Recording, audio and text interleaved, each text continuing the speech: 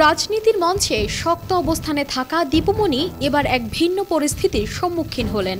ছাত্র জনতার আন্দোলনে মুদি দোকানি আবু সাইদকে হত্যার অভিযোগে মঙ্গলবার তাকে আদালতে তোলা হলে তিনি ফুঁপিয়ে কাঁদতে থাকেন। এমনকি শুনানি চলাকালেও থামেনি তার কান্না।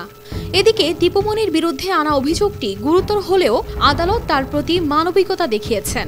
রীতিমতো নিয়ম অনুযায়ী তাকে হাতকড়া পরানোর নির্দেশনা থাকলেও সেই নির্দেশনা বাস্তবায়ন করা হয়নি। এ নিয়ে আদালত প্রাঙ্গণে হট্টগোল সৃষ্টি হয়। আসামি জয়কে হাতকড়া পরানো হলেও নারী বিবেচনায় পরানো হয়নি দীপুমণিকে।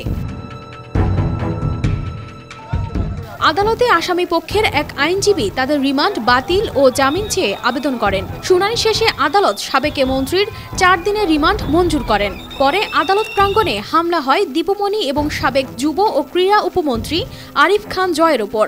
এ সময় ডাক্তার দীপুমণিকে মারধরের চেষ্টার অভিযোগ ওঠে। এর আগে গত সোমবার রাতে রাজধানীর বাড়িধারা এলাকার একটি বাসা থেকে ঢাকা মহানগর গোয়েন্দা পুলিশের একটি দল দীপুমণিকে গ্রেপ্তার করে।